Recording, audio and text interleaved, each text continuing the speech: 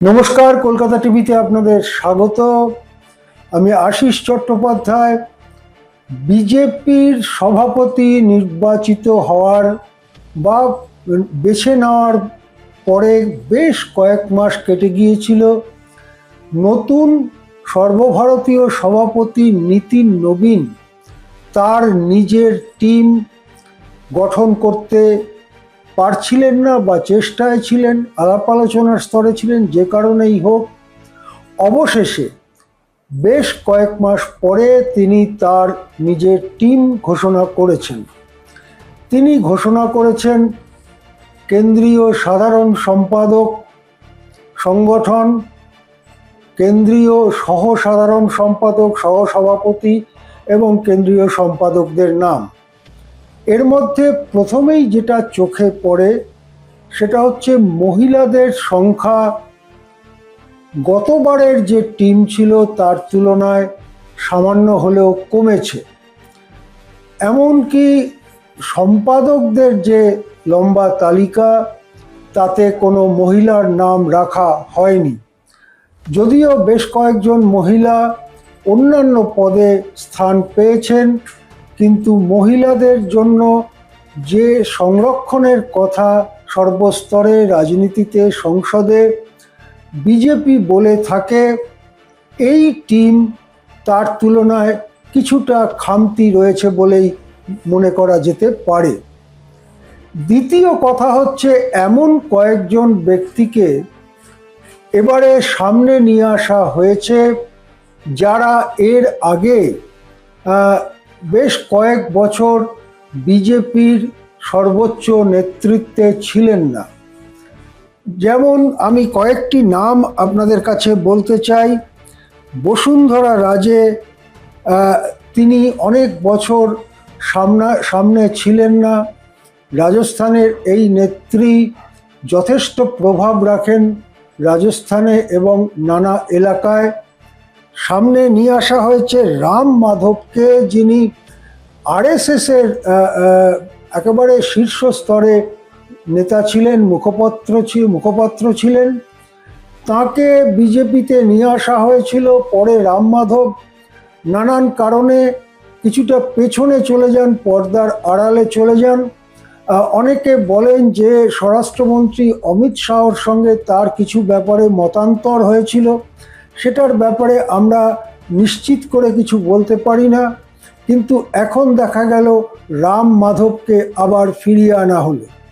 একটি গুরুত্বপূর্ণ পরিবর্তন হচ্ছে কেন্দ্রীয় মন্ত্রী পীযূষ গোয়ালকে কেন্দ্রীয় কোষাধ্যক্ষের দায়িত্ব বা ট্রেজারারের দায়িত্ব দেওয়া হয়েছে। এছাড়া বাদ পড়ার তালিকায় সবথেকে উল্লেখযোগ্য নাম হচ্ছে বিজেপির আইটি সেলের প্রধান যিনি ছিলেন, সেই অমিত মালব্য। এখন এই যে নতুন টিম, তার থেকে কি সিগন্যাল পাওয়া যায়? একটা কথা স্পষ্ট, যে সারা দেশে নতুন প্রজন্মের ছাত্র ছাত্রী, যুবক যুবতীরা তাদের নিজেদের দাবি দাওয়া নিয়ে, তাদের ক্ষোভ নিয়ে, দুঃখ নিয়ে যেভাবে পথে নামছে, তাতে সেই প্রজন্মের সঙ্গে গভীর যোগাযোগ রাখেন এরকম কোনো বড় মুখকে এই টিমে কিন্তু দেখা যাচ্ছে না। বরং বিনোদ তাওড়ে, বনসল, বিএল সন্তোষের মতো নেতাকে সংগঠনের মুখ্য জায়গায় রাখার মধ্য দিয়ে এটা বোঝা যাচ্ছে যে মোটের ওপরে বিজেপি যে হিন্দুত্বের লাইন নিয়ে চলছিল, সেই হিন্দুত্বের লাইন নিয়েই তারা চলবে। জানা যাচ্ছে যে বিনোদ তাওড়ে, যিনি বিহারে নির্বাচনের দায়িত্বে ছিলেন এবং ব্যাপক সাফল্য পেয়েছিলেন, তাকে উত্তরপ্রদেশে নির্বাচনের দায়িত্ব দেওয়া হচ্ছে কেন্দ্রীয় নেতৃত্বের পক্ষ থেকে। এটাই মানে হতে পারে যে কেবলমাত্র যোগী আদিত্যনাথ, উত্তরপ্রদেশের বর্তমান মুখ্যমন্ত্রী, যোগী আদিত্যনাথের হাতে পুরোটা না ছেড়ে বিনোদ তাওড়েকে সেখানে নিয়ে গিয়ে, এবং বিনোদ তাওড়ের মতো এত প্রবীণ এবং অত্যন্ত প্রভাবশালী নেতাকে সেখানে পাঠিয়ে কেন্দ্রীয় নেতৃত্ব নিজেদের জায়গাটা পাকাপোক্ত করলো বলেই আমরা জানি যে সামনের বছরটা কিন্তু অনেকগুলো রাজ্য বিধানসভার বছর।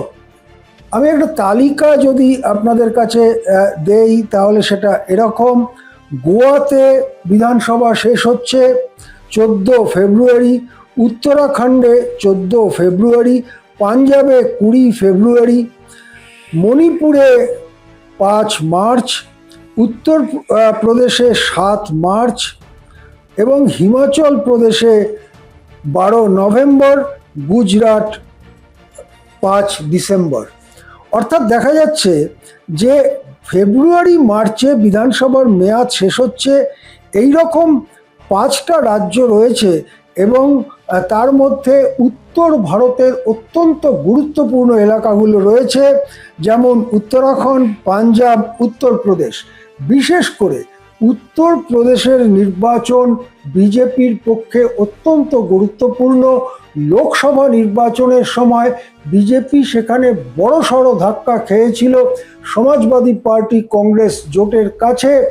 এবারে যদি উত্তরপ্রদেশে ভালো ফলাফল না করতে পারে বিজেপি, তাহলে তার অভিঘাত 2029 সালে লোকসভা নির্বাচনে বড় করে পড়তে চলেছে।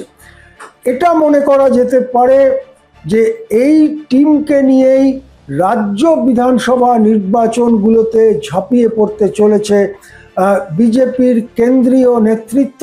অবশ্যই সর্বোচ্চ জায়গায় থাকছেন প্রধানমন্ত্রী নরেন্দ্র মোদী, স্বরাষ্ট্রমন্ত্রী অমিত শাহ সহ অনেক সিনিয়র মন্ত্রীরা।